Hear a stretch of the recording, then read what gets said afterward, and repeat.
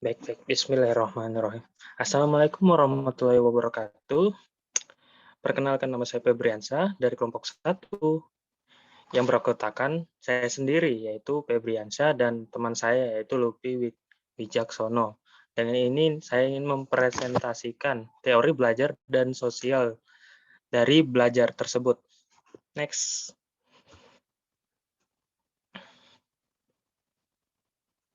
Tour next.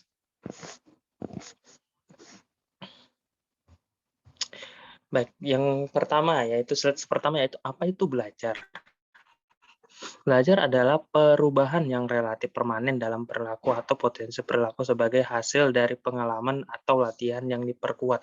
Jadi kalau misalnya belajar itu, kita harus terlalu tekun gitu kan, kalau misalnya enggak juga jangan dipaksakan untuk otak selalu berpikir. Jadi kalau misalnya belajar itu pasti ada jangka waktunya.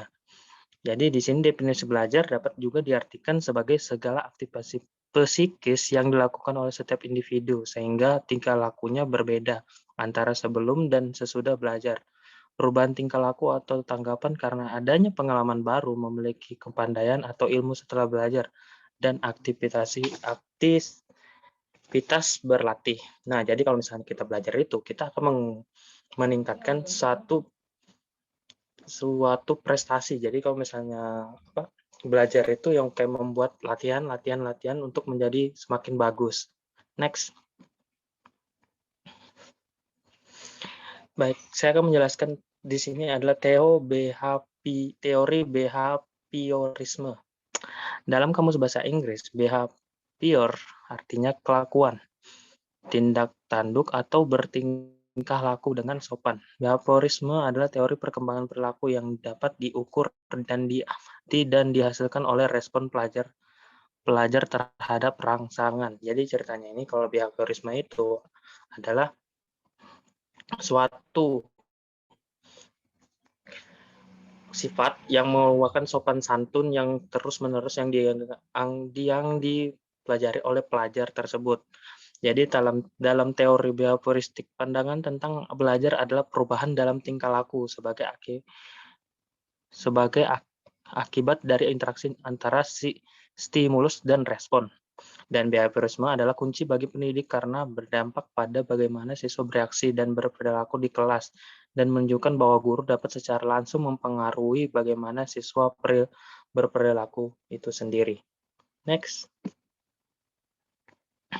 Jadi di sini saya akan menjelaskan prinsip pembelajaran perilaku. Secara umum, prinsip-prinsip belajar berkaitan dengan perhatian dan motivasi. Pasti kita pernah dengan guru kayak langsung diperhatikan seperti itu dan kita diberi motivasi untuk belajar seperti kalau misalnya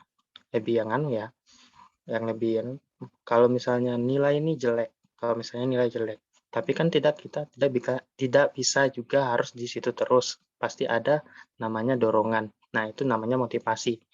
Jadi yang kedua, keaktifan. Nah, keaktifan ini harus banget kalau di dalam prinsip pembelajaran perilaku, karena kalau misalnya kita tidak aktif, kita akan terus di situ, tidak akan berubah.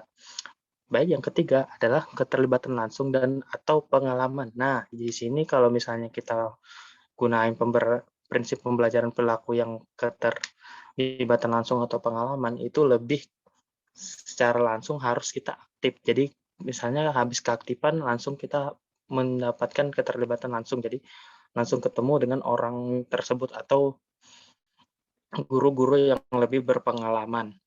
Yang keempat adalah pengulangan. Pasti kalau misalnya dari semua prinsip pembelajaran perilaku, pasti ada namanya kesalahan. Ya, itu kesalahan harus diulang dalam proses pengulangan ini tersebut.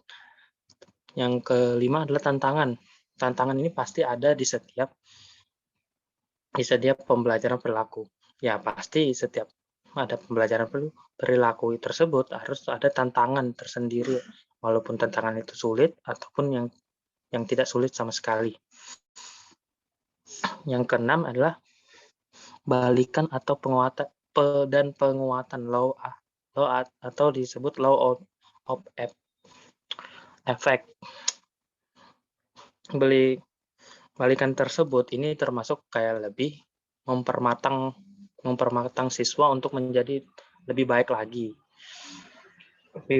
ke depannya. Yang ketujuh adalah perbedaan individual. Nah, perbedaan individual ini sebenarnya lebih ke orang lain ya. Kalau misalnya perbedaan individual tuh, kalau misalnya kita orang bisa, pasti kita juga bisa. Next. Nah, saya akan menjelaskan apa sih teori belajar sosial.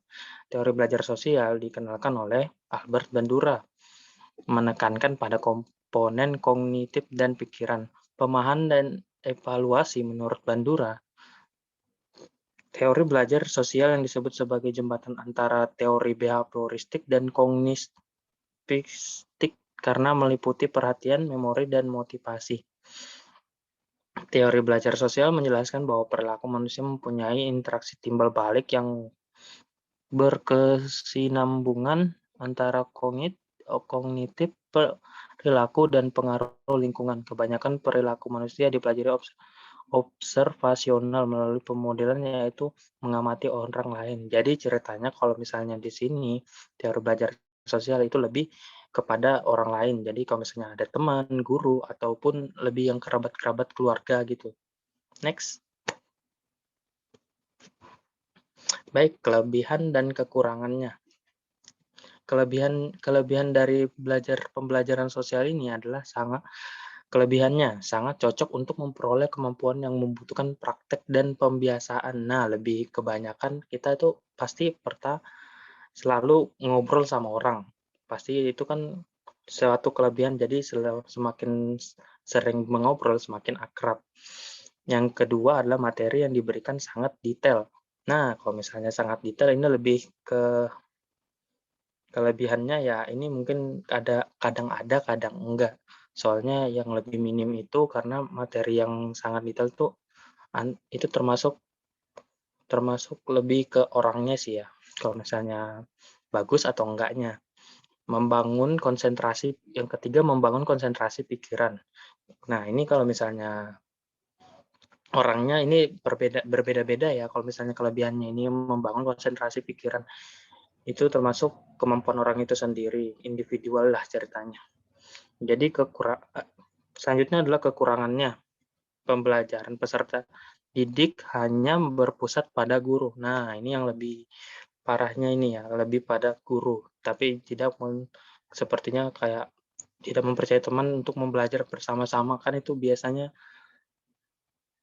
kalau misalnya gurunya tuh lebih diutamakan daripada orang lain. Coba pasti kayak misalnya orang tua nih. Orang tua kan sebagai di rumah aja pasti, dan mungkin juga orang tua kan banyak yang udah lulus tapi ya yang lebih mungkin kesibukan kerja ya. Karena tidak mungkin juga anaknya langsung bisa dilajari di rumah. Mungkin kalau dari orang tua sih dari dasar-dasarnya aja ya. Kalau misalnya guru tuh lebih ke luas gitu lah, kalau pengalamannya lebih luas karena juga lulusannya lebih tinggi karena misalnya begitu juga ya. Yang kedua, peserta didik hanya mendengarkan dengan tertib penjelasan guru. Nah, ini lebih ke individual juga sih. Ada yang mendengarkan atau tidak. Yang zaman sekarang juga lebih saya amati ya, kalau misalnya pembelajaran didik hanya mendengarkan dengan tertib penjelasan guru itu lebih apa ya, sekolah-sekolah sekarang tuh udah kurang karena adanya ceritanya kayak males untuk mendengarkan guru, lebih banyak praktek atau kayak langsung membuat sendiri gitu kan. Jadi selanjutnya yang ketiga yaitu peserta didik tidak bebas berkreasi dan berimajinasi. Nah, ini yang lebih yang terus sangat sekarang ini. Sekarang kan peserta didik kebanyakan siswa-siswa itu tidak berkreasi atau berimajinasi karena contoh nih ya, kadang guru olahraga tuh pasti di SD pasti memberi kayak jam jalan santai nih, jalan santai. Nah, itu kan tujuannya jalan santai itu supaya anak-anak bisa melihat adanya orang-orang di luar atau gimana sih gimana sih alam terbuka gitu kan. Cuma di banyak sekolah-sekolah lain juga ada, kadang enggaknya. Jadi ya kita nggak bisa yang berakibat peserta didik itu tidak bebas berkreasi dan berimajinasi. Jadi ya ceritanya kurang pengalaman lah ceritanya. Next. Okay, thank you for presentation for this day. Thank you so much for Lutfi, my friends.